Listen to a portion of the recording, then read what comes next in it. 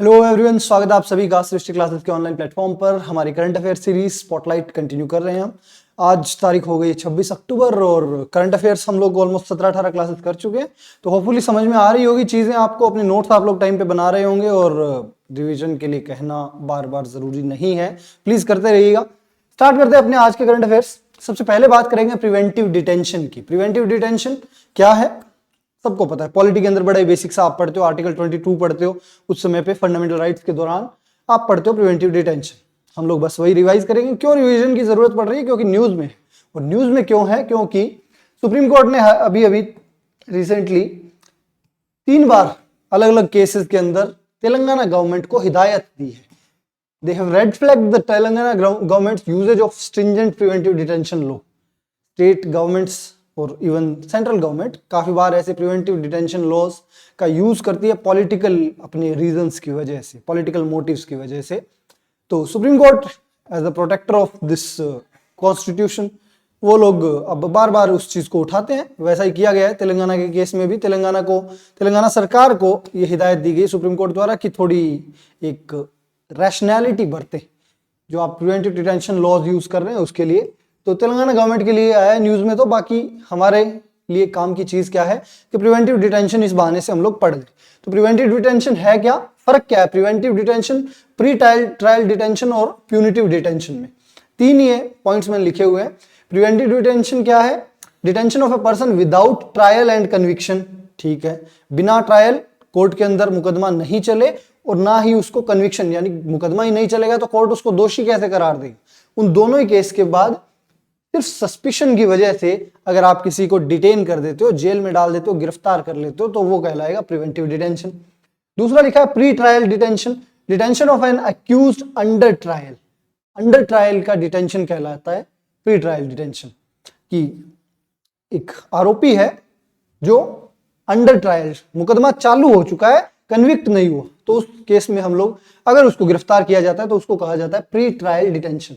वो वाला pre trial detention रहेगा।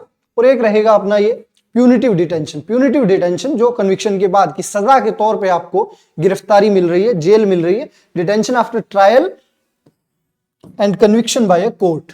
तो ये आपको याद रखना है। 3 तरह के डिटेंशन बताए मैंने। एक तो प्रिवेंटिव डिटेंशन जिसके अंदर मुकदमा भी चालू ना हुआ हो, ट्रायल भी चालू ना हुआ हो और उससे पहले ही अगर डिटेन कर लिया जाए सिर्फ सस्पिशन, अंदेशे के आधार पे, अंदेशा है पुलिस को या स्टेट को, तो आपको एक डिटेंशन ऑर्डर आपके अगेंस्ट आ जाता है, आपको अरेस्ट किया जा सकता है। दूसरा हम लोगों ने बात की प्री ट्रायल डिटेंशन की। ट्रायल से पहले, या हम लोग प्री ट्रायल डिटेंशन के बारे में बोले तो ऐसा बोला जाएगा कि एक्यूज्ड है कोई आदमी, आरोपी है, अंडर ट्रायल है, ट्रायल मुकदमा चालू हो रहा है, कन्विक्ट नहीं हुआ है, फिर भी उसको अगर डिटेन कर लिया जाए तो उसे बोला जाएगा प्री ट्रायल डिटेंशन। और एक बोला जाता है प्यूनिटिव डिटेंशन, जिसका मतलब हो गया कि आप पर ट्रायल चल रही है, मुकदमा चल रहा है और मुकदमे के बाद सजा भी मिल चुकी, सजा भी अनाउंस हो चुकी है कोर्ट के द्वारा। तो उस सजा के अनाउंसमेंट के बाद उसको मुकम्मल करने के लिए जब डिटेन किया जाएगा तो उसे बोला जाएगा प्यूनिटिव डिटेंशन। उम्मीद है कि सिंपल वर्ड्स में ये चीजें समझ में आई होगी, तीनों की तीनों तरह की डिटेंशन। अब प्रिवेंटिव डिटेंशन के बारे में थोड़ा डिटेल में बात करेंगे। It is to prevent an individual from committing an offence in the future. वही बात, क्योंकि सिर्फ सस्पिशन है, सिर्फ अंदेशे के आधार पर आपको डिटेन किया जा रहा है, तो फ्यूचर के लिए एक क्राइम से बचा जाए, इसलिए प्रिवेंटिव डिटेंशन के क्लॉज रखे गए हैं। आर्टिकल 22, जैसा कि मैंने शुरू में वीडियो के बताया आपको, भारतीय संविधान का अनुच्छेद 22 हमारे फंडामेंटल राइट्स पार्ट 3 का अहम हिस्सा है। Indian constitution contains provisions for preventive detention in article 22 and as we say part 3 of the constitution. संविधान का भाग 3। Central legislations, the national secure, जो सेंटर के कानून है जिनमें ये प्रिवेंटिव डिटेंशन जिनके माध्यम से लागू किया जाता है, उनके कुछ एक एग्जांपल्स, कुछ नाम आपको दिए गए हैं। National security act, popularly known as NSA, NSA के रूप में जानते हैं हम नेशनल सिक्योरिटी एक्ट को। और रासुका बोला जाता है पॉपुलर लैंग्वेज के अंदर। रासुका, राष्ट्रीय सुरक्षा कानून, देशद्रोह के मुकदमे चल सकते हैं इसके अंदर। और प्रिवेंटिव डिटेंशन प्रोवाइड कराई जाती है।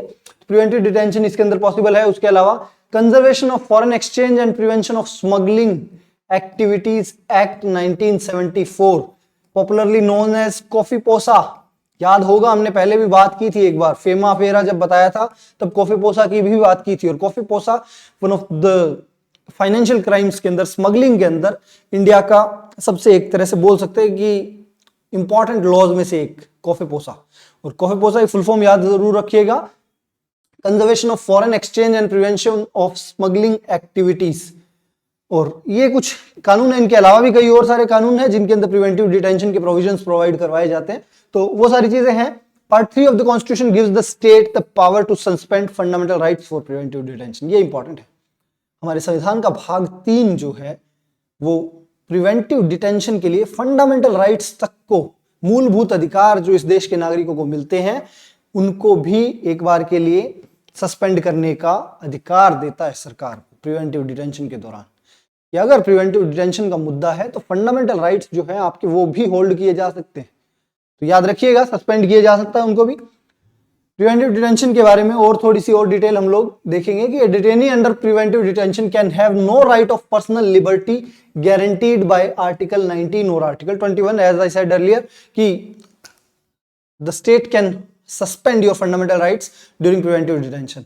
वही बात इधर लिखी गई है कि आर्टिकल 19 और 21 के अंदर जो आपको अभिव्यक्ति की स्वतंत्रता या हम लोग कह सकते हैं कि जीवन की स्वतंत्रता, राइट टू लाइफ मिलता है आर्टिकल 21 का, वो सारी की सारी चीजों को सस्पेंड किया जाता है प्रिवेंटिव डिटेंशन के दौरान, कि आप डिमांड नहीं कर सकते कि मेरे फंडामेंटल राइट्स वायलेट हो रहे हैं।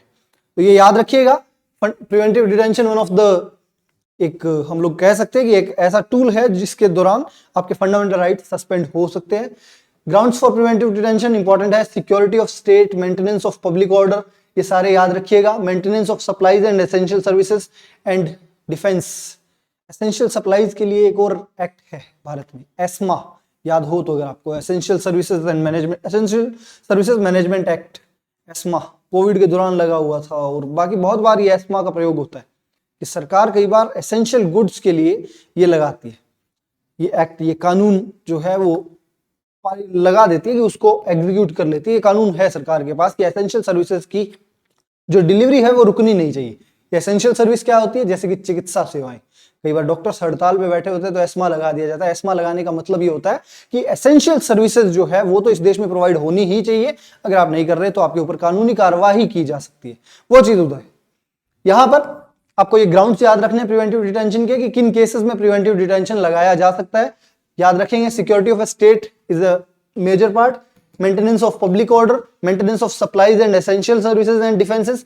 एक एक्स्ट्रा एक्ट जो मैंने आपको बताया वो याद रखिएगा, ESMA, ESMA act, essential services management act use किया जाता है गवर्नमेंट द्वारा बहुत से ऐसे केसेस में जब essential services like health services जो है उनको कैरी करने वाले हमारे जो डॉक्टर्स हैं वो कई बार हड़ताल पे बैठ जाते हैं, तब एस्मा यूज किया जाता है। तो एस्मा याद रखिएगा जरूर। फॉरेन अफेयर्स और सिक्योरिटी ऑफ इंडिया, ये भी एक रीजन है जिसकी वजह से प्रिवेंटिव डिटेंशन जो है उसको अमली जामा पहचाना जा सकता है कि उसको काम में ला सकते हैं। उसके अलावा आप जब फंडामेंटल राइट्स पढ़ते हो, आर्टिकल 19 पढ़ते हो, वहां पर कौन कौन से वो क्लॉजेस हैं कि जिनके कौन से वो केसेस है, कौन से वो ग्राउंड्स है जिन पर उसे सस्पेंड किया जा सकता है, तो कमेंट सेक्शन में जरूर बताइएगा। कई 6 ग्राउंड है, चलो मैं आपको एक हिंट दे देता हूं। एक उनमें से है security of India, foreign affairs वापस वही, डेफेमेशन है, बाकी कौन कौन से हैं वो सारे के सारे आप कमेंट सेक्शन में बताएंगे। आगे बढ़ते हैं। प्रिवेंटिव डिटेंशन की ड्यूरेशन जो है उसके लिए इधर एक चीज आप नोट रखेंगे अपने साथ में कि it should not exceed 3 months unless an advisory board consisting of जजेस of high court report sufficient cause for extended detention. Detention जो है प्रिवेंटिव वाला मेनली 3 महीने के लिए रहेगा, और अगर एक एडवाइजरी कमेटी जिसके अंदर हाई कोर्ट के जजेस शामिल होंगे वो अगर एडवाइस करेगी तो इसे और बढ़ाया जा सकता है। तो प्रिवेंटिव डिटेंशन की नॉर्मल अवधि 3 महीने और उसको बढ़ाया जा सकता है, ये चीज आप याद रखिएगा। आगे बढ़ते हैं। राइट्स फॉर द डिटेनू, जो जैसे डिटेन किया जा रहा है, जो गिरफ्त में लाया जा रहा है, उसके लिए कुछ राइट्स हैं, कुछ अधिकार है, दैट शुड बी, उसके जो अधिकार है वो उसको कम्युनिकेट किए जाने चाहिए। जैसे आप नॉर्मल प्यूनिटिव डिटेंशन और प्रिवेंटिव डिटेंशन दोनों के बारे में डिटेल्ड प्रोविजन अपने को मिलते हैं कॉन्स्टिट्यूशन के आर्टिकल 22 में, संविधान का अनुच्छेद 22, और वहीं पर कुछ और अधिकार भी दिए गए हैं उनके लिए। तो वो अधिकार जो है वो डिटेनू को प्रोवाइड करवाए जाएंगे, उनको बताए भी जाने चाहिए। However, the facts considered to be against the public interest shall not be disclosed. ये जो एक प्रोविजन है ये है असली पॉलिटिक्स। जरूरी नहीं है कि आपको सब कुछ सारे अधिकार आपके बताए ही जाएं, क्योंकि हो सकता है कि पब्लिक इंटरेस्ट में ना हो। ये पब्लिक इंटरेस्ट क्या है, बड़ा ही सब्जेक्टिव मैटर है सच की, जिसको गवर्नमेंट जो है इसका जो इंटरप्रिटेशन करेगी, स्टेट यानी गवर्नमेंट जो इंटरप्रिटेशन करेगी वही इंटरप्रिटेशन मान्य होगा। मतलब इसका ये है कि प्रिवेंटिव डिटेंशन के नाम पर किसी को भी उठा के अंदर डाला जा सकता है, स्टेट का जो मन में आए वो करेगा। ऐसा है, हो सकता है वो नहीं कह सकते हम लोग, कमेंट्री नहीं करनी चाहिए ऐसी पॉलिटिकल कमेंट्री, बट ऐसा हो सकता है कि स्टेट का ये ऐसा टूल है। राजद्रोह के लिए अंग्रेजों के समय पे आ गया था ये देशद्रोह का कानून, तब से अभी तक चल रहा है। आजाद हो गया भारत, एक गोपालन केस भी हुआ बड़ा फेमस इसके लिए, और फिर भी आज तक चल रहा है। क्यों चल रहा है? क्योंकि जरूरत है, गवर्नमेंट को ऐसे टूल्स की जरूरत होती है। अल्टीमेटली गवर्नमेंट चलाने वाले होते तो पॉलिटिशियंस ही है, और गवर्नमेंट चलाना आसान काम नहीं है। सारी तरह की समस्याएं, अलग अलग वेरिएबल्स होंगे जो उसको अफेक्ट करेंगे, और उसी के चलते आपको ये सब दिखेगा कि ये इस तरह के क्लोजेस जो है राष्ट्रद्रोह के, सेडिशन एक्ट, सेडिशन के लिए भारत में अलग अलग कानून है, उन्हीं में से ये प्रिवेंटिव डिटेंशन उन्हीं को सपोर्ट करता हुआ, उन्हीं को सप्लीमेंट करता हुआ एक एक्स्ट्रा प्रोविजन है जो इवन कॉन्स्टिट्यूशनल है, कॉन्स्टिट्यूशन में मिल रहा है अभी। The detainee should be afforded an opportunity to make a representation against the detention order। ये भी ठीक है, मिलता है, अपॉर्चुनिटी मिलता है, पर बहुत से अधिकारों में कमी भी की जाती है उनके। घोस्ट पार्टिकल न्यूज में वापस, क्या था घोस्ट पार्टिकल? थोड़े टाइम पहले आप LHC पढ़ते थे, लगभग 2-3 साल पहले LHC न्यूज में था, लार्ज हेड्रोन कोलाइडर। उस समय पे ये चीज न्यूज में रहती थी, अपना घोस्ट पार्टिकल न्यूट्रिनोज, याद आ रहा होगा आपको, न्यूट्रिनोज हम लोग पढ़ा करते थे। अब वापस न्यूज में, क्यों न्यूज में है? क्योंकि China is building the world's largest neutrino detector called Trident. आप ये याद रखिएगा, ट्राइडेंट नोट कर लीजिएगा, हिंदी वाले स्टूडेंट साथ में नोट करते रहिएगा। ट्राइडेंट, ट्राइडेंट क्या है? चाइना जो है वो दुनिया का सबसे बड़ा न्यूट्रिनो डिटेक्टर बिल्ड कर रहा है, और उसी का नाम है ट्राइडेंट। ट्राइडेंट याद रखिएगा। In the western Pacific ocean, पश्चिमी प्रशांत महासागर के अंदर ये इसको स्थापित किया जाएगा, और वहीं पर चाइना जो है इसके माध्यम से न्यूट्रिनोज डिटेक्ट करेगा। Neutrinos also known as the ghost particles, जैसा कि मैंने पहले ऊपर बताया, are a type of electron but they do not have any charge. एक तरह के इलेक्ट्रॉन है लेकिन चार्ज नहीं है इनके ऊपर, आवेश नहीं है, तो बिना आवेश का एक तरह के इलेक्ट्रॉन है ये। Family, neutrinos belong to the family of particles known as leptons. ये आप जब पार्टिकल फिजिक्स के अंदर और ज्यादा डेप्थ में डिटेल में जाते रहते हो, तब आप ये सारे अलग अलग पार्टिकल के भी और ज्यादा सब एटॉमिक पार्टिकल्स सारी डिटेल वहां पर पढ़ते हो। उतना डेप्थ में अपने को जाने की अभी जरूरत नहीं है, हमें अपने करंट अफेयर से मतलब रहना चाहिए। ट्राइडेंट याद रखना है कि चाइना ने एक नई फैसिलिटी बनाई है कि ट्राइडेंट करेगा क्या? कि ट्राइडेंट न्यूट्रिनोज को डिटेक्ट करेगा। कहां स्थापित हो रहा है वो याद रखना है, वेस्टर्न पैसिफिक ओशियन के अंदर, प्रशांत महासागर पश्चिम में, पश्चिमी प्रशांत महासागर में। और लेप्टॉन फैमिली को बिलोंग करते हैं, ये जो न्यूट्रिनोज जो होते हैं ये लेप्टॉन्स फैमिली को बिलोंग करते हैं। एक तरह के इलेक्ट्रॉन है, अनावेशित electron. There are 3 main leptons, namely electrons, muons and tau particles. Electrons, muon और टाउ पार्टिकल्स, ये 3 तरह के लेप्टॉन फैमिली में 3 मेन किरदार जो हम लोग कह सकते हैं वो ये वाले हैं। सिंबल इनके, neutrinos are denoted by the Greek symbol nu. ये न्यू का जो सिंबल होता है उससे न्यूट्रिनोज को डिटेक्ट किया, ये डिनोट किया जाता है। उसके अलावा टाउ आपको याद ही होगा, अगर फिजिक्स के स्टूडेंट्स हो, आप साइंस के स्टूडेंट हो तो आपको पता होगा ये टाउ का जो साइन होता है वो टॉर्क का जो साइन होता है उस तरह का ये टाउ से उसको भी डिनोट करते हैं, ग्रीक सिंबल्स होते हैं। कुल मिला के स्टोरी आपको याद रखना क्या है कि चाइना की फैसिलिटी है कौन सी? ट्राइडेंट, न्यूट्रिनोज डिटेक्ट करने वाली। मास क्या होता है इनका? They are among the most abundant and tiniest particle around the universe and have very small mass. Mass काफी कम है, द्रव्यमान काफी इनका कम होता है। Source neutrinos come from all kinds of different sources and are often the product of heavy particles turning into lighter ones, a process called decay. Decay की वजह से, जब डेके क्या होता है? क्षीण होना, हिंदी शब्द उसका अगर बोला जाए तो डेके की वजह से जब बड़े पार्टिकल्स जो है वो क्षीण होंगे तब ये छोटे छोटे कई सारे बनेंगे, उन्हीं के अंदर आपको ये दिखेंगे कि ये अपने न्यूट्रिनोज उधर भी प्रोड्यूस हो जाते हैं। यहां interactions, neutrinos weak charge and almost non-existent mass have made it difficult to observe and impossible to track। ठीक है, मास बहुत कम है, उसके अलावा साइज भी बहुत छोटा है, इस वजह से इनको डिटेक्ट करना मुश्किल है। और चाइना जो है इसी चीज में एडवांस हो रहा है, इसी में उनको एक सफलता एक तरह से हम लोग कह सकते हैं कि ट्राइडेंट के माध्यम से मिली है। आगे बढ़ते हैं। वज्र मुष्टि कलग, क्या है ये वज्र मुष्टि कलगा? वज्र मुष्टि कलगा है मार्शल आर्ट एक तरह का, कर्नाटक में हुआ करती थी वोडिया डायनेस्टी, वोडिया डायनेस्टी में बड़ा पॉपुलर हुआ ये, अब वापस न्यूज में है। क्यों? क्योंकि इसकी एक तरह से बोला जा सकता है कि इसके ट्रेंड में कमी आती दिख जा रही है, क्योंकि कल्चरल जो अपने कई सारे ऐसे रिवाज, कई हमारे मार्शल फॉर्म थे, मार्शल आर्ट थे, जिनको आजकल प्रैक्टिस नहीं किया जा रहा और वो थोड़े इनका डिक्लाइन होता जा रहा है। तो ऐसे में कंजर्वेशन के लिए मिनिस्ट्री ऑफ कल्चर भी काम करती है उनके, और बाकी और तमाम तरह की स्टेट बॉडीज भी काम करती है, इसीलिए न्यूज में है, और न्यूज में है तो पेपर के लिए इंपॉर्टेंट हो जाता है।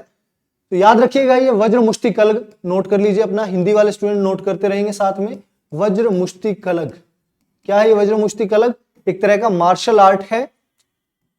It is a form of wrestling different from the conventional grappling. Normal जो अपनी कन्वेंशनल ग्रैपलिंग चलती है उससे अलग है। It is a traditional Indian martial art that uses a small metal weapon called knuckle duster. इसमें एक वेपन जो यूज होता है उसका नाम याद रखेंगे, नकल डस्टर। नकल डस्टर, नकल डस्टर नाम का एक स्मॉल छोटा सा एक वेपन यूज होगा। The name literally means Thunderbolt feast. Thunderbolt क्या होता है? बिजली के लिए ये शब्द यूज करते हैं हम लोग। तो ये क्विक होगा ये वाला जो थोड़ा सा नकल डस्टर नाम का जो इंस्ट्रूमेंट है साथ में यूज किया जाता है इसमें, इस मार्शल आर्ट के अंदर, वो तेजी से एक फिस्ट में आपके हाथों में पकड़ा जाने वाला एक वेपन होगा। और याद इसी तरह से आपको रखना पड़ेगा। आपको बस इतनी सी चीज बस ध्यान में रखिएगा कि ये कहाँ का है और क्या है। वज्र मुष्टि कलगा एक मार्शल आर्ट का फॉर्म है, कर्नाटक की वोडिया डायनेस्टी के समय पे बड़ा ये पॉपुलर हुआ। Vajra Mushti matches are still held during the Mysore Dussehra festival at Mysore palace. Mysore palace में दशहरे का बड़ा एक इंपॉर्टेंट जगह है मैसूर, माना जाता है कि मैसूर का जो दशहरा है वो इंडिया में पूरा नेशनल लेवल पर फेमस है। वहीं पर ये वज्र मुष्टि कलगा जो है ये प्रैक्टिस भी किया गया, इसको यूज में लिया गया। ये वाला जो मार्शल आर्ट था यहां पर देखा गया था। अभी released by the international migrant outlook 2023, आज का अपना अगला current affair international migrant outlook 2023। नाम से स्पष्ट हो रहा है माइग्रेंट्स के ऊपर डिस्कशन करेगा। कौन देता है ऐसी इंटरनेशनल रिपोर्ट्स जो है, मैंने एक आपको बोला हुआ है पहले से, आईआर के अपने सेपरेट नोट्स रखिएगा इंटरनेशनल रिलेशंस के लिए और उसके अंदर ऐड करते जाइएगा। इंटरनेशनल माइग्रेशन आउटलुक बड़ी इंपॉर्टेंट रिपोर्ट, कौन देता है? OECD, organisation for economic operation and development, economic cooperation and development देता है OECD, ये रिपोर्ट देता है इंटरनेशनल माइग्रेशन आउटलुक। अभी रिसेंट जो रिपोर्ट आई है उसके according India saw the highest migration flows to organisation for economic cooperation development countries in 2021 and 2022। 2021 और 22 में इंडिया की तरफ से हाईएस्ट माइग्रेशन हुआ है पूरी दुनिया के अंदर। भारत से सबसे ज्यादा लोग गए हैं माइग्रेट होकर OECD कंट्रीज में। और OECD क्या है? इकोनॉमिकली डेवलप्ड कंट्रीज है बेसिकली, और उन्हीं का एक ग्रुपिंग है ये OECD, जो साथ में सहयोग के लिए काम करते हैं, नाम से स्पष्ट हो रहा है। In terms of nationalities 0.13 million Indian citizens acquired the nationality of an OECD country in 2021। Important data है, इंपॉर्टेंट पेपर के लिहाज से नहीं बट ऑब्जर्वेशन के हिसाब से इंपॉर्टेंट है कि इंडियंस निकल रहे हैं बाहर, देश बदल रहा है सिचुएशन बिल्कुल है। वापस वही बात है कि हाँ माइग्रेशन इश्यूज आ रहे हैं, वैसा नहीं है कोई नया इशू है, हमेशा से है। ब्रेन ड्रेन की प्रॉब्लम आप पढ़ते हो मेंस के लिए, बड़ा इंपॉर्टेंट टॉपिक कि इंडिया के अंदर जो रिसोर्सेज हैं उनका यूज करने के बाद इंडियन जो एक तरह से बोल सकते हैं यूथ जो है वो बाहर मूव कर रही है। वजह यह है क्योंकि बाहर ज्यादा बेहतर अपॉर्चुनिटीज मिल रही, तो उसके लिए कहीं पर अपने आप को वैसा हम लोग अगर नेशनैलिटी वाला मुद्दा उठाएं कि हाँ ठीक है भारत छोड़ के जा रहे हैं ये वो एंटी नेशनल है, तो वो नहीं है सोल्यूशन। उसका सोल्यूशन ये है कि अपने देश के अंदर अपॉर्चुनिटी क्रिएट की जाए, और गवर्नमेंट इस लेवल पे काम कर भी रही है, इसी के लिए और भी कई सारे प्रोग्राम्स भी चल रहे हैं। तो ब्रेन ड्रेन की प्रॉब्लम जो है, ब्रेन ड्रेन का मतलब आप समझ रहे होगे, ड्रेन मींस की निकासी, जो नाली से जैसे आप बहाव के साथ निकल जाता है कुछ, वैसे ही हो रहा है कि भारत के अंदर IITs में, IIMs में या MBBS कॉलेजेस में पढ़े हुए लोग जो है वो बाहर जाकर सर्विस दे रहे हैं। क्यों दे रहे हैं? क्योंकि भारत में बेहतर अपॉर्चुनिटीज नहीं मिल रही। तो प्रशासन को क्या करना चाहिए, गवर्नमेंट को क्या करना चाहिए? बेहतर अपॉर्चुनिटी प्रोवाइड करें, ना कि इस चीज को कहीं पे उनको विलनिफाई कर देते हैं हम लोग कि उनको विलन बना देते हैं। वो चीज सॉल्यूशन नहीं है। आगे बढ़ते हैं अपने। Inflows of refugees from Ukraine reached the highest level on record OECD wide due to the ongoing Russia-Ukraine war। सही बात है ये चीज कि रशिया यूक्रेन वॉर के चलते एक और इसी रिपोर्ट के अंदर ऑब्जर्वेशन मिली है, यूक्रेनियन रिफ्यूजीज जो है वो सबसे ज्यादा निकले हैं, पूरी दुनिया में फैले हैं, अपने आस पड़ोस के स्पेशली नेबरिंग जो कंट्रीज है उनके अंदर ज्यादा फैले। More than 10 million people have become either internally displaced और refugees in the OECD region. 10 million से ज्यादा यानी 1 करोड़ से ज्यादा लोग जो हैं या तो इंटरनली डिस्प्लेस हो चुके हैं, मतलब अपनी मूल जगह जो थी उसको छोड़ के और किसी क्षेत्र में चले गए या फिर OECD क्षेत्रों में चले गए हैं रशिया यूक्रेन कॉन्फ्लिक्ट के चलते। इंपॉर्टेंट है, याद रखिएगा।